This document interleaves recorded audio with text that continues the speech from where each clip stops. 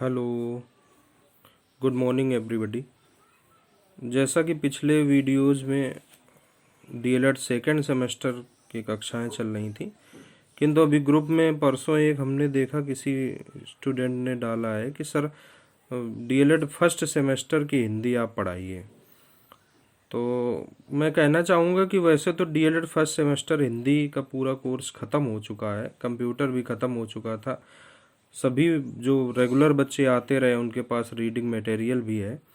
किंतु चलिए, जो बच्चे नहीं आ पाए या किसी कारण से उनकी क्लास बंक हो गई है, तो उनके लिए मैं फिर से एक बार डीएलएड फर्स्ट सेमेस्टर हिंदी, और जो बच्चे पढ़ चुके हैं जिनके पास ऑलरेडी रीडिंग मटेरियल है वो दोबारा से अपना रिवीजन करेंगे, और जो जिन बच्चों के पास मैटर नहीं उपलब्ध है वो पढ़ेंगे। तो सबसे पहला जो चैप्टर है, इस फर्स्ट यूनिट का पहला चैप्टर है हिंदी भाषा की ध्वनियों को सुनकर समझना एवं शुद्ध उच्चारण। तो सबसे पहले बात करते हैं वर्ण किसे कहते हैं। वर्ण उस मूल ध्वनि को कहते हैं जिसके खंड या टुकड़े नहीं किए जा सकते। अब बात आती है ध्वनि किसे कहते हैं। क्योंकि इसमें वर्ण में मूल ध्वनि की बात हुई है, तो ध्वनि किसे कहते हैं। ध्वनि जो कुछ भी हम बोलते हैं वह ध्वनि होती है। का, खा, गा, घा, आ, बड़ा, छोटी, जो कुछ भी हम बोलते हैं ना, आवाज़ निकलती है, ये आवाज़ ही ध्वनि है, और इस ध्वनि का लिखित रूप वर्ण कहलाता है। बात आ गई समझ में। जैसे कि आ, ई, च, क, ख आदि। अब वर्ण क्या है, तो वर्ण ध्वनि का लिखित रूप है, और ये वर्ण भाषा की सबसे छोटी इकाई भी है। अब बात करते हैं वर्ण के भेद। तो वर्ण के दो प्रमुख भेद हैं, स्वर और व्यंजन। अब स्वर को देख लेते हैं। तो स्वरों की संख्या 11 मानी गई है। छोटा, बड़ा, छोटी, बड़ी, छोटाऊ, बड़ाऊ, री, ए, ऐ, ओ, औ। और दो इसमें अंग और आहा दो अयोग वावरण माने जाते हैं, जिन्हें ना तो व्यंजन में स्थान दिया गया है और ना ही स्वर में स्थान दिया गया है, अतः ये अयोग वावरण है। उसके अलावा इन दोनों के अलग अलग नाम भी हैं। अंग को अनुस्वार और विसर्ग को और आहा को विसर्ग कहते हैं। तो 11 स्वर हैं, 2 अयोग वावरण हैं। टोटल इनकी संख्या होती है 13, किंतु इन 2 अयोग वावरणों को स्वर में सम्मिलित नहीं किया जाता है। स्वर के भेद। स्वर के प्रमुख रूप से 3 भेद किए जा सकते हैं, ह्रस्व, दीर्घ और प्लुत। ह्रस्व स्वर कौन से होते हैं, तो ह्रस्व स्वर के लिए ह्रस्व स्वर 4 प्रमुख हैं, छोटा, छोटी, ऊ और री। इन्हें मूल स्वर भी कहा जाता है। मूल स्वर मतलब इनकी उत्पत्ति किसी भी अन्य स्वर की सहायता से नहीं होती, इसलिए इन्हें मूल स्वर कहा जाता है। दूसरा है दीर्घ स्वर। दीर्घ स्वर 7 होते हैं, बड़ा, बड़ी, बड़ाऊ, ए, ऐ, ओ और औ। इन्हें संयुक्त स्वर भी कहा जाता है, क्योंकि ये स्वर मूल स्वरों की सहायता से उत्पन्न होते हैं। तो आ रहा है ना समझ में। दीर्घ स्वर 7 स्वर हैं, ये मूल स्वरों की सहायता से इनकी व्युत्पत्ति की गई है। अब बात करते हैं प्लुत स्वर। प्लुत स्वर वे स्वर होते हैं जिनके उच्चारण में 3 मात्रा का समय लगता है। जैसे ओम, कभी दूर खड़े व्यक्ति को बुलाना होता है भैया, इस तरह से जो उच्चारित होते हैं स्वर। या आ, भैया, आ बड़ा हो गया और इसमें 3 मात्रा का समय लगता है, इसलिए इसे प्लुत स्वर कहा जाता है। तो ये बात थी स्वर के भेद। अब बात करते हैं व्यंजन। हिंदी वर्णमाला में प्रमुख रूप से व्यंजनों की संख्या 33 मानी गई है। का वर्ग के 5, चा वर्ग के 5, टा वर्ग के 5, ता वर्ग के 5 और पा वर्ग के, ऐसे व्यंजनों की संख्या हुई ये 25। फिर अंतस्थ व्यंजन या अलावा ऊष्म व्यंजन शा, शा, सा, हा, और फिर संयुक्त व्यंजन छ, त्र, ज्ञा और स्रा, ये ऐसे 4। तो छत्र, ज्ञा, स्रा को संयुक्त व्यंजन माना जाता है, इसलिए हम केवल इन्हें काउंट करेंगे सा, शा और सा, हा तक। तो ऐसे इनकी संख्या हो रही है 33।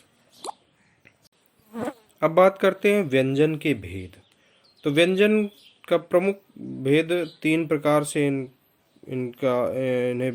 इनके प्रकार हो सकते हैं।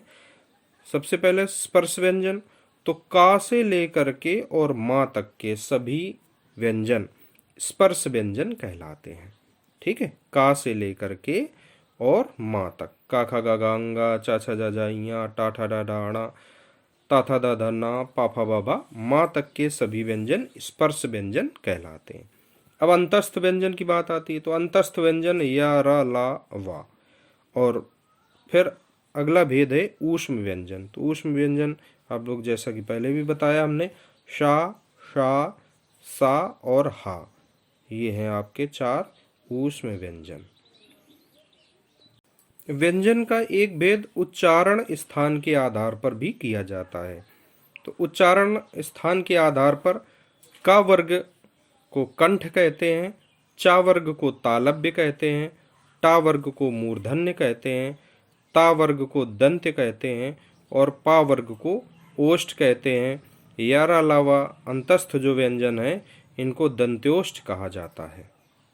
व्यंजन के प्रभेद का एक और आधार है श्वास के आधार पर व्यंजन के भेद। तो श्वास के आधार पर 2 प्रकार से विभाजित किया जा सकता है, एक अल्प प्राण और महाप्राण।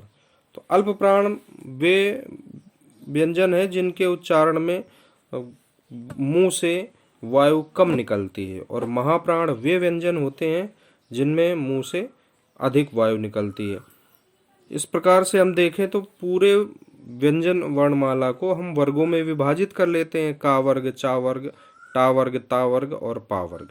तो अल्प प्राण ध्वनियां वे ध्वनियां होती हैं जो प्रत्येक वर्ग की पहली, तीसरी और पांचवा वर्ण है।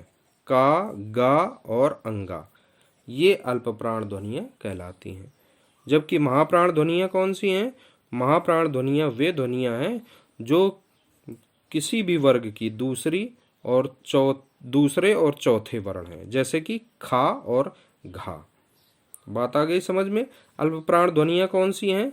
अल्प प्राण ध्वनियां हैं किसी भी वर्ग की पहले, तीसरे और पांचवा वर्ण अल्प प्राण ध्वनि कहलाता है। महाप्राण ध्वनि किसी भी वर्ग का दूसरा और चौथा वर्ण महाप्राण ध्वनि होता है। व्यंजन का एक अन्य भेद स्वर तंत्री के आधार पर किया जाता है, जिसके अंतर्गत 2 भागों में व्यंजनों को विभाजित किया जा सकता है। नंबर 1 अघोष और दूसरा है सघोष व्यंजन। अघोष व्यंजन कौन से होते हैं? अघोष व्यंजन किसी भी वर्ग का पहला और दूसरा वर्ण, का और खा, चा और छा, टा और ठा, ता और था, पा और फा, ये सभी कैसे हैं? अघोष व्यंजन है। तो किसी भी वर्ग का पहला और दूसरा वर्ण कैसा होता है? अघोष होता है। और किसी भी वर्ण का तीसरा, चौथा और पांचवा वर्ण सघोष व्यंजन कहलाता है। जैसे गा, घा, अंगा, जा, झा, या, डा, ढा, अणा, दा, धा, ना आदि। तो बात आ गई समझ में बच्चों?